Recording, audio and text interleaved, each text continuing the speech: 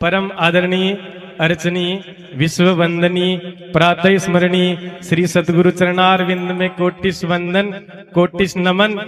और मंच पे विराजमान श्री कृपानंद जी महाराज और सभी आचार्य वरण ज्ञानी गुणी जिज्ञासु सभी के हृदय में विराजमान उस चैतन्य परब्रह्म परमात्मा को मेरा यथायोग्य वंदन यथायोग्य प्रणाम।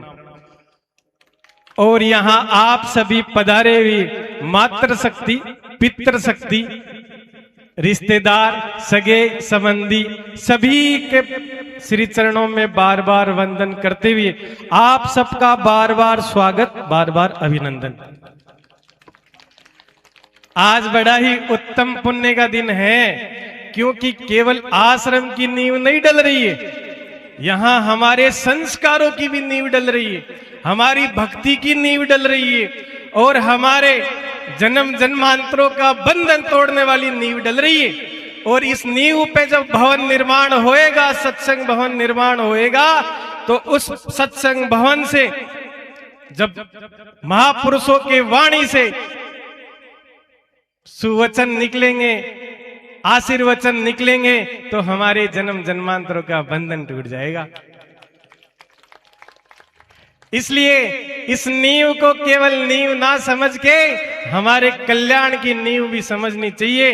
इसमें आप सभी पधारे हुए सत्संग प्रेमियों से ऐसा अनुग्रह है, ऐसा आग्रह है कि जैसे गुरु लोगों के यहाँ हम जाके श्री चरणों में पुष्प चढ़ाते हैं, ऐसे ही हम हमारी भावनाओं से कुछ यथा योग्य पुष्प जरूर चढ़ा के जाएंगे। और यहाँ आज जो कलश यात्राओं में माता बहन जो भी पधारे हैं, उनका तो गृह क्लेश आज पूरा ही कट गया है। और कोई रह गया, कोई माता बहन रह गई, तो उनके साथ ऐसे हो गया जैसे जोमनेर से कोई बारात निकली जयपुर के लिए, और उसमें जोमनेर के कुछ कुमाऊं समाज की बारात निकली, और कुमाऊं समाज के मुख्य लोगों ने सासू माओं की तो गाड़ी अलग कर दी और बहुओं की गाड़ी अलग कर दी बारात के लिए। अब सासू माओं ने ड्राइवर से कहा कि बहुओं की गाड़ी पीछे रहनी चाहिए, हम सासुएं बड़ी है, हमारी गाड़ी आगे रहनी चाहिए। अब जैसे ही वो गाड़ी आगे गई, कालवाड़ तक पहुंची, तो सासू माओं की गाड़ी का एक्सीडेंट हो गया और सभी सासू माओं का नमो नारायण हो गया। अब पीछे जो बहुएं थी, वो बहुएं विलाप कर रही है, हमारी सासू माएं चली गई, हमारा क्या होगा, हमारा क्या होगा, हमारा क्या होगा। अब मुख्य लोग जैसे प्रभु जी माड़ साहब एंकरिंग कर रहे हैं, इन्होंने समझाया कि क्यों विलाप करते हो, ये तो विधि का विधान है, ऐसा हो गया, ज्यादा विलाप मत करो। तो कुछ बहुएं शांत हो गई, फिर उनको समझाया, कुछ बची कुची थी वो भी शांत हो गई, और एक ज्यादा ही लोर, उसके लोर बंद गया, वो ज्यादा ही विलाप करने लग गई बहू। तो प्रभु जी माड़ साहब ने कान में से पूछ लिया, बात क्या है। तो वो बहुए से बोलती है कि माड़ साहब सही बता दो क्या, मारी सासू तो घर रहेगी।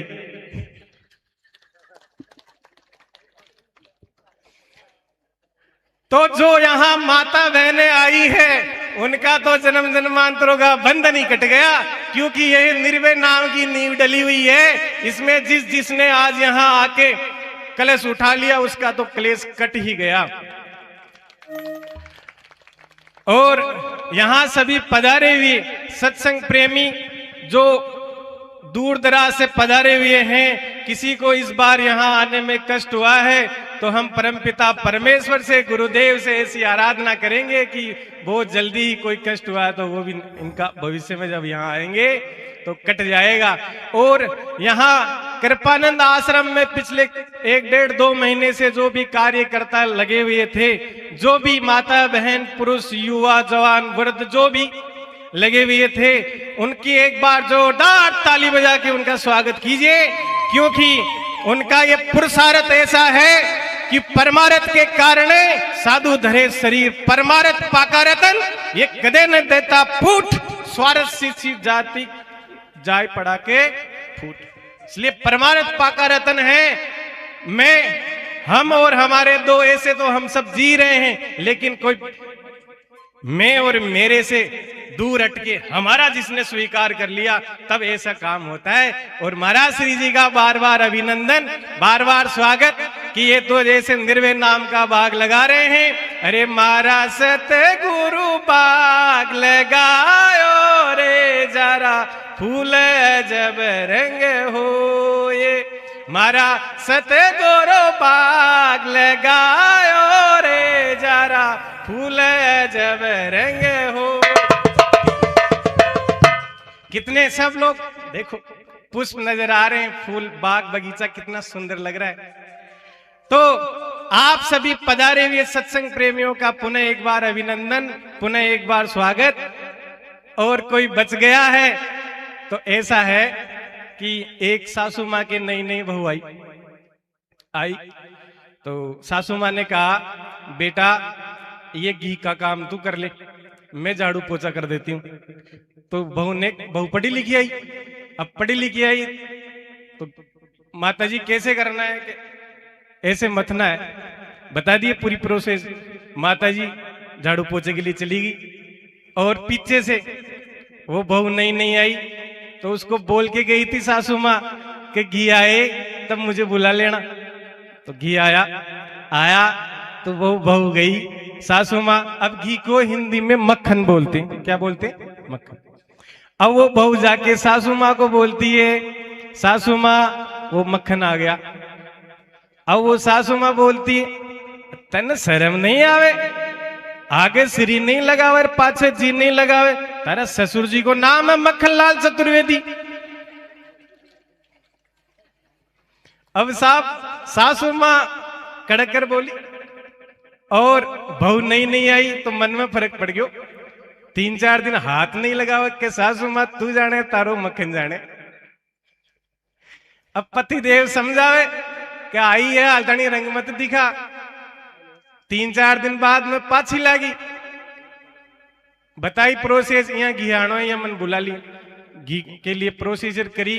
सासू मान जार बोले, सासू माँ वो आएगो के काहे आएगो, के वो आएगो, के बेटा बता तो सही के आएगो। बा विचार के मारा ससुर जी आएगा।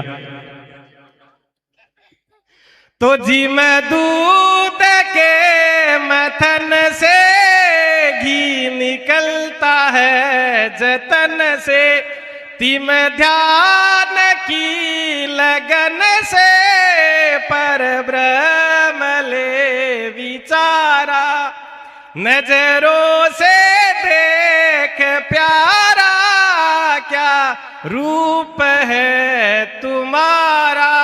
नजरों से देखेंगे तो ये कजराम जी महाराज 2010 में मुझे मिले थे, मैं पढ़ने के लिए जा रहा था। ये चोतमल जी फूफा जी आए हुए हैं। तो ये टुलिप कंपनी का काम करते थे और उस समय टुलिप कंपनी में प्रचार कर रहे थे बहुत। तो टुलिप कंपनी में बहुत अच्छा प्रचार किया है उन्होंने, DATA बहुत अच्छा मिला। लेकिन कंपनियां तो है, कंपनियां तो चली गई। इन्होंने अपना जीवन पहले कंपनी के लिए प्रचार करते थे, अब देखो भगवान के लिए प्रचार कर रहे हैं। तो भगवान के लिए जो प्रचार कर रहे हैं, जब कंपनी के लिए कोई प्रचार करता है उसको DATA मिलता है, तो ये तो परब्रह्म परमात्मा के लिए निकले हुए हैं। एक बार जोरदार ताली बजा के इनका स्वागत कीजिए, क्योंकि ये गुरुदेव के नाम को पीछे से इतना आगे बढ़ाए, इतना और उज्जवल करे और चारों दिशाओं में गुरुदेव का नाम प्रचार करे और भगवान इनको इतनी शक्ति दे, इतनी भक्ति दे और इतनी उन्नति दे कि हमारे सभी का कल्याण का हेतु बने। बोलिए सद्गुरुदेव भगवान की, निर्भय नारायण भगवान की, प्रहलाद नारायण भगवान की, कृपानंद जी महाराज की।